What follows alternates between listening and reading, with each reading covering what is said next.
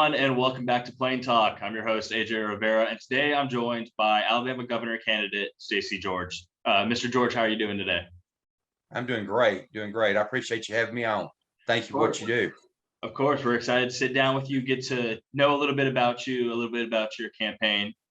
So let's dig right on into it. Tell us a little bit about yourself and why you're running for governor. Okay, this started back in 2000, and I ran for county commissioner. I was the first Republican elected in Morgan County to the county commission, and it's an at-large election, which means you live in your district and live and run countywide. There are several states in Alabama that do that. It's very hard to do. Never been a Republican elected. I won first run with very little resources and won by 78 votes and served 2 terms as a county to be the first Republican county commissioner since Reconstruction. Sure did. I'm currently a correction officer in Alabama, the largest prison in Alabama. Prisons is actually, Department of Corrections is actually the second largest budget. And with this situation, with the COVID money being used, 400 million there, this budget is now really officially the largest budget in the state for a few years because of prison construction that I don't agree with. Now, the other thing is, before that, I worked for the Department of Defense testing missiles on Redstone Arsenal. I worked in nuclear power plants all over the United States. I have done many things. I worked for NASA. Just a lot of different diversity. And politics, I didn't wake up one day and say I want to be governor of Alabama. I feel led by the Holy Spirit to run because I'm simply happy just working for God. But I think He has a different plan. So, Mr. George, can you tell us? It's a very crowded race right now. That's right. Just focusing on the Republican primary, there are a total of 9 candidates that are running. Tell us a little bit, what separates you from those opponents? First of all, I just moved into like 4th place out of 9 with only spending about $3,500. And the closest one to me is 1.5 million, which is Blanchard. 1.6 million is James, and then Ivy's 2 million. So we haven't spent that much money, and we're actually polling 4th way down the line, but above 5 other people. This is what separates me right here. This is my book that was published in September. You can get them all over everywhere except Books A Million. Amazon had a lot of sales. But my slogan is "Let George Do It." That was my campaign in 2000. And for 8 years, I did total accountability, wasting of taxpayers' money. The sheriff went to jail. I have all the stories. And I'm actually the one that testified against Bentley with the Ethics Commission and filed the complaints that actually took him out of office. I was down there when he resigned. I was in the waiting to testify against him in the room there in the Ethics Commission. So the key is I'm the most qualified candidate because I have the most experience, and I have a pattern, and I have something that I've already done. So I've already done it. It's easy for these candidates to say I would do this. The only one really with a pretty solid record of doing something is Governor Ivy and me, because we have served in public, and we have a pattern. I've never raised taxes, even on garbage rates. I haven't even never voted that. And I'm big on property rights. I don't like government in people's business. So, but it's all in my book. It's Let George Do It because I've already done it. Basically, that's my whole point. I'm not a career politician. I think there should be term limits and all these things. But I have a record of doing something and making change and understanding politics. I won the political science student of the year at Calhoun College in 1999. And basically I went to Auburn through a lot of courses. They do them through Auburn University for our county commission and stuff, as far as ethics reform and things of that nature. So I know you hinted a little bit about some of the policies that you're focusing on. Let's dive on into those policies. So first, let's take a look at education. So within Alabama, consistently, we're at the bottom of the spectrum compared to other states across the nation. According to U.S. News, pre-K through 12th grade is ranked about 45th. With higher education, our colleges ranked 39. The majority of the Eagle Eye audience is college students. We're a student-run news station. That's right. if elected governor, what would you do to reform education within the state? The first thing I would do is something that most Republicans will not do, and that's this right here. What we would do is this is what Alabama gets. These are some old 2014 numbers. This is an old Frisbee. I throw it at the Capitol a lot of times when I'm doing interviews. I'll just take this Frisbee and it represents $240 million. The people of Alabama need to vote on the Alabama lottery to fund education. That needs to be done. Now, first and foremost, to make sure you get at least the 2-year basics paid for, and make sure every child is able to do that, and they have something to look forward to. Now, what we do wrong is we should start in about 4th grade or 5th grade and try to start directing, see what these kids want to do. And we have plenty of jobs here. We have the second lowest property tax in the United States. And so businesses come here for multiple reasons. We have great resources with people like you, young people that want to have a job, a career here in Alabama. But what happens is the problem is we don't direct those kids at a young age and see, at age, at 4th grade, you need to start paying attention to what they want to do and start directing them into a path. Like, not everybody's going to be a doctor, lawyer. Some people are going to be machinists, skilled labor, welders, things of that nature. We've got to start directing these kids at a young path. And then we've got to set them up to where every child shouldn't have to wonder, whether regardless of their family income, on whether or not they're going to be able to go to college and get specialized in what they're good at. And so we need to let them know up front that we have money for them. And I do believe it's important that they work a part-time job while they're going to school, at least get some work, work ethics while they're actually going to college. And so when they get out, they have got some background on that. And it also gets them to dabble in to programs where they have, programs to go in and see what you want to do. I'm trying to think of the name of it. I had a little more sleep, you would, but where, they go in and have trials, they go in and work for a company for a while. I can't think of the word for it right now, but I saw that co-op programs. Right. Yeah. We need to do more of that in mentoring, and then kind of lead these kids, see what they want to do. We got jobs everywhere, and get them there, get them placed in employment.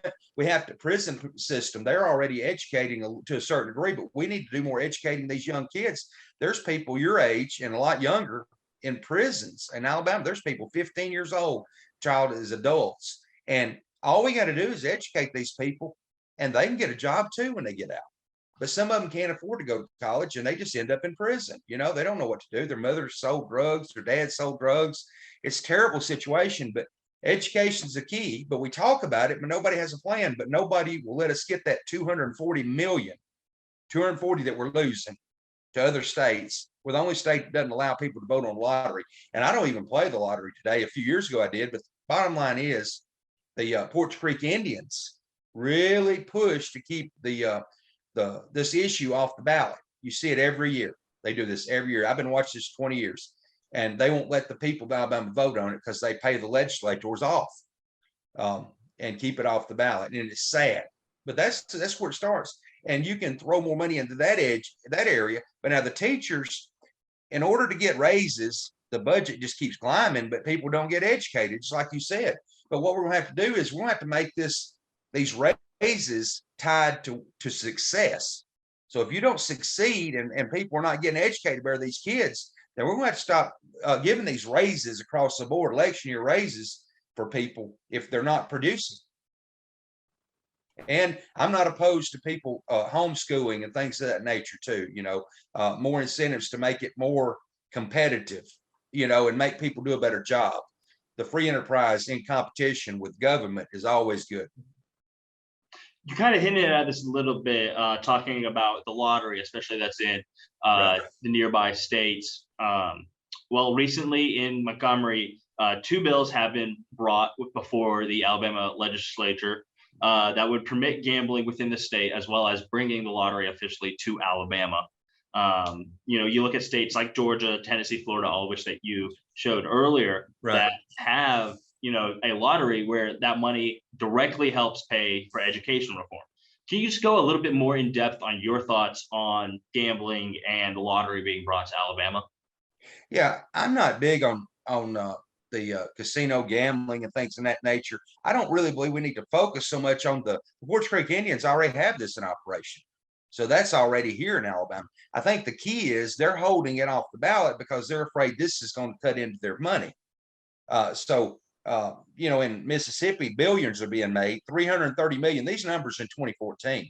So I'm sure they've gone up, but 330 million in Tennessee, 900 million in Georgia, 1 billion in Florida. Now Mississippi has their own lottery too, and gambling. So the point being is the governor has nothing to do with this. And it's interesting to know that the governor doesn't, but the governor has everything to do with it. Because if the governor is not for it, then it just is dead. So what I would do is propose 90% of it to go to college, and then the 10% to go to mental health, which we don't treat at all in Alabama. And they just end up in a prison, under a bridge, in a jail, or in a family's home if they have enough money to take care of them. So yeah, I mean, it's just money that we're not getting. And I'm the only candidate in the Republican primary that says that I'll allow the people to vote on it. And what happens is you're down in Montgomery, and Governor Ivey, bless her heart, she tells about Biden, bless her heart, because we have just stuck ourselves in a mud, and we keep electing people that just they don't tell you what you need to know. In politics, I think leadership is telling you what you need to know, whether it's popular or not.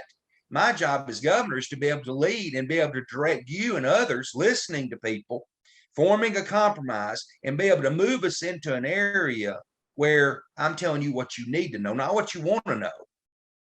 Trying to show you things. When you have knowledge and gain information, you need to push things out there, let people vote on things, and see what the people want to do. Yeah. So in 2019, Governor Kay Ivey announced her Rebuild Alabama infrastructure plan. In order to help, fund infrastructure projects across the state. A part of this plan included a raise in the gas tax. Specifically, it was a 10-cent hike over the past 3 years. Many Alabamians have been pretty vocal about this, especially this election cycle, and even more so with current inflation pushing gas prices through the roof. We're seeing gas across the state being averaging over $4 a gallon, and diesel averaging over $5 a gallon. If elected governor, how would you approach the current, gas situation, inflation situation, and infrastructure? All right, this is the other side of that frisbee, which is I was down there when they did this, and I actually circled the Capitol. I went down and made a really big fuss, probably bigger than I should, even so big a fuss that Jim Ziegler looks out the window. Jim's a good friend of mine, and he goes, "I think you're a little over the top, George, against this gas tax." And now when Jim Ziegler says that, that means, knowing politics as you do, you know that I'm really out there on this thing. But what I would do is similar to what Tim James says. Now, Tim says he's going to do this, but the problem is for 20 years, I've developed a relationship with the legislature. Some of them like me, some of them don't, but they all respect me. And they know that I tell them the truth. So what I would be able to do is I'd be that guy that would do several things. I would go in and stop the gas tax. I'd have a special session, would stop it. It's in perpetual motion. I was there when it passed. It was the first act of most of these legislators that are running now. The very first act was a vote yes on a tax increase, which I've never voted for an increase in garbage tax. So unlike Ivy, we both have records, but she is pro-tax on most things, and I'm totally against taxation, and we both have a record of being for it and against it. And in public service, other people can say, it's easy for anybody to say that's never run for office and go, I would do this or I would do that. But this is the key. When I was county commissioner, I was one of the first people actually to do this. I would pave sections of a road. Okay, so they talk about this money. What do we need it for? We need it for roads, they say, right? This 4 years ago, this passed, and our roads in North Alabama are no better than they were 4 years ago when it passed. So this thing's at top, I think it's 10 cents now, but it has an ability to go up every year in perpetual motion. We have to stop it. I would decrease that. I would also look at taking the other gas tax off too, a lot of it. I would also go back to annual reappraisal. Where we had to do annual reappraisal now, I'd go back there for 4 years. Governor Riley did that. And so I would take that back to every 4 years. So that would decrease people's, the ability for government to raise their taxes. There's so many things to do, but you don't have to pave the whole road. What happens is the Road Builders Association, a good number, if you're an incumbent governor, they'll give you maybe $500,000 for your campaign. That's one of your big chunks of money. They probably wouldn't give me that money, because what I would do is I would force them to pave sections of a road that's bad. What they want to do is lay down and pave 20 miles between Birmingham and Huntsville. They want to pave 20 miles straight. Well, there are sections of road that you can pave, mill them out, and section them off, and they'll be a little different color road, but it's not going to be a big deal. You don't want to just lay it down. What they do is, as long as they're laying that asphalt down, they're making money. But what I would do is pave sections of roads, and I would be able to reduce the gas tax in addition to the 10 cent, at least another 15 cents I could take off of the tax and include. So it'd probably be about 25 cents that I could reduce, and maybe more than that. In my book, in Morgan County, travel expenses around $200,000 when I took office, just for the county commission. When I left office, after all the stories were written, thousands of articles written when I was county commissioner on accountability, but it was down to less than $20,000, from 200 to 20, because I just go in there and say, hey, we don't need to spend this money. And I bring it to the media's attention. And for what you do, I'm very media friendly. I've never in the history, I've got thousands of articles. I've never had no comment on any issue, never. And I never will as governor. I'll never have no comment. So the last issue I want us to focus on, you have a unique perspective on this, being a corrections officer. That's right. Prison reform in the state kind of been, a very much a hot topic over, the past few years. What are your thoughts on prison reform? What would you do if elected governor? My goodness, the first thing I would do is, I just got through talking to some different media outlets. They've been calling me all morning. I'm very limited. I always have no comment, but I have to be careful. The internals, because I'm in there every night. I was in there last night. The National Guard, the Alabama National Guard, should be brought in right now. It should have been brought in for that last year. Our numbers are so low that the prisons are not being run by the officers anymore, and it's very dangerous. I wouldn't want to live in 10 miles of an Alabama prison. Not one of them. It's terrible. So what you would do, the first thing you got to do is you've got to ask this question, and nobody wants to ask this question. You'll never hear this by any political person. There are people in the Alabama prison, many, that should have already gone home. There is an injustice being done that is far exceeds anything I've ever witnessed in my life. I've been there 13 years. And what has to happen is we have to get the good people out, back working, not costing us $40,000 and $50,000 a year to have in there.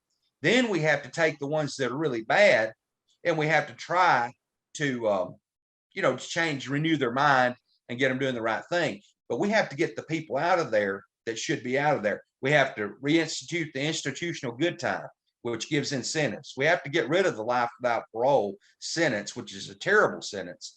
You either have, I'm for the death penalty and for life in prison, but life without parole is a terrible sentence.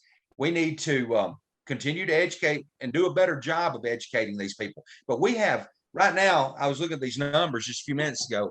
These are actual numbers. There are 660 mental health people that are on a mental health caseload out of 2,100 inmates, just at the largest prison that I work at. 660, almost half the inmates in Alabama in 2005. Now, this is old data here. In 2005, half the inmates in jail, prison, state, and federal, all over, are mental health patients. Well, what we have to do is, what I would do, and I'll probably do a press release on this, is as you said, we need to take that $400 million they used of that COVID money to try to build new prisons. We need to build one prison down around Kilby in that area there, combine several prisons, and let the legislature watch what's going on, and it be a test so we can see how to direct this situation. But we don't need to spend all that money, be the largest budget in the state now. We need to take that $400 million and redirect that to mental health and start taking care of the most vulnerable people. We put the most vulnerable people in prison. Mental health patients. My cousin was mentally challenged. and they are taken advantage of. It's terrible. But half the populations are mental health. So Alabama's treatment is we shut down mental health and they end up in prison, and that's the mental health. So I would separate that, build us some mental health, get the prison mental health where they need to be, the people out that need to be out, and then we'd concentrate on the few that's there, and it would save the state so much money. And we have to ask this question. And see, this is a question nobody wants to ask because nobody's in there, and then nobody has any. They're too scared to say what needs to be said. The question we have to ask, and somebody like Auburn would be the group to do it. We need to ask a question: at what point? My book addresses this. At what point does punishment become revenge? You see, punishment is the state's job. Revenge is God's job. And a lot of these judges are playing God, and they give these long sentences to people that don't really have representation. And we need to have better, everybody needs to have better representation, because we don't want anybody in Alabama prison that is accused and put in prison, found guilty of killing somebody with a .357 pistol, and they found a 44 on them, or a 45. Now, I notarized 1,200 documents. I'm also a notary in the state. I notarized 1,200 documents in 1 year in Alabama prison. Do you know how much information I have on rightful, right, standing, wrongful imprisonment? Do you know how much knowledge in 13 years I've gained and witnessed myself? So I'm that person that come in and fix that problem easily. It's a large budget state. There's no reason for it to be the largest. We can, or not largest, it is with the prisons they're building now, but I would stop construction immediately, defer that money over to mental health, and build one prison in Alabama, and we would do this. And this is what I would probably task like Auburn University with. All right. Now, y'all love football, and I love football, right? Now, I've been to Auburn now. You know, these people are Alabama fans, Auburn fans, but this is the deal. Think about this. All right. If we can figure out with a computer who is the national champion going to be next year. Now, you know it's going to be Auburn, right? And Yes, some people know it's going to be Alabama. But the bottom line is, it may be Michigan or all these things. How do we know how these running backs are going to perform? If they can figure out who the top four, and they can calculate all this, why can we not use a prison lottery plan? So in other words, this is something nobody's ever talked about, but I've been in here and I've been praying about this, and I've been watching, and I said, you know, there's only one way to solve this problem, and it's very easy. Okay. You get a prison lottery plan. So in other words, you get a computer that says who is the least likely person to reoffend, and let a computer figure it out. If we can figure out who is going to be the national champion, the best football player, and the best football team, why can we not use that same technology in these schools and have young people like you come up with these computer programs, tweak it till it's what we want? Then we have a lottery running. Then you're in what, Lee County? Is that where you're at? Do Yes, you live sir. there? Okay. Okay. No, I live in Madison, but yes, go to school here at Auburn. Yeah, there you go. So let's say Madison County, and we'll use both of them since you're there. All right. So the only way to do this is to set a program up where we pre-qualify people to make parole. All right. The first thing we do is we let them talk to a parole board face to face. We're the only state in the United States that lets inmates out of an Alabama prison and keeps them in prison without talking to them, just like we are. Did you know they have computer? They talk to people, their families, just like we do now, but the parole board doesn't even talk to them before they release them from prison. We're the only state that doesn't do this. I've been talking about this for several years. That's the first thing I do. I'd say I would first do an executive order. Nobody gets out of prison or stays in prison without talking to them face to face like we are. Now, but the key is what happens is you're in Madison County, you're in Lee County now in Madison. So let's just say that Madison County, a judge in Madison County sentences 2 people to prison. All right. What we would do is we would send them, when they hit Kilby in the state prison, we'd send 2 back to Madison County that was in prison in the lottery plan. Hit a button and it says these 2 are least likely to reoffend, who've already been pre-qualified to be there, but they automatically get 2 back when they send 2 down. So in other words, that would be the only way to ever take care of this problem, which would make the judges more accountable, because they know they're going to get 2 back when they send 2 down. Lee County, let's say they sent 1 down, they get 1 back. And so that's the only way we'll ultimately be able to fix the prison system, is to get it 1 for 1. Right now we're at 200-300% capacity, and you can't even handle anything. It's like an animal house in there. It's crazy. It's crazy. And you know, you got some really high profile people in prison now too, you know. And you know, Speaker Hubbard, you know, he's in there. And so he's going to have a lot to say, I bet, when he gets out. I'm hoping that he, you know, he wrote a book called Storming the State House, and I'm going to prophesy something. And I've talked to him a lot in there. He's in Limestone, and I actually talk to him on a regular basis. I sit down with him, minister to him, talk to him, encourage him. That's what I do with inmates. I don't go in and I'm in there trying to encourage people, but you got a high profile person that's going to get out soon. And I bet he's going to write a book. I'm going to prophesy this, from the state house to the prison house. And it's going to sell more books than Storming the State House. It's the most unbelievable thing. I've never saw a politician actually go to state prison before like that, a high level. And I think he'll have a lot to tell when he gets out. And he's from, you know, your Auburn area there, you know. Well, Mr. George, that's all that I have prepared for you. Is there anything else that you would like to add to talk about, you know, specifically to our audience? I'll be honest with you. If I ask everybody, and I don't know how many people pray and how many people don't, but I believe if everybody went in prayer and prayed before this election, that I believe God would reveal to them who the person that he would like to see lead Alabama. And that's what I based my whole election on. They said, how can you win? I said, well, you know what? I feel led to run. I was led to run in 2014. I'm an imperfect person, just like everybody else. But I believe in a great and mighty God. And I believe that God stepped out on the beginning of nothing, okay, a void earth, and said, let there be light. And that's what I work for. That's who I work for. I work for God through Jesus Christ. So I believe that I can win. And I'm in 4th place with spending about $3,500. And I could raise a lot of money. I have a lot of potential to raise some money. I don't know what the resource is going to be. But the closest one to me is about maybe 12%, depending on what poll. And they've spent 1.5, 1.6 million. They're at 10 and 12%. Anybody can win this race, right? And I think this is the race that when it's all said and done, I've got some signs that'll be going up all the state. We haven't even really started campaigning yet.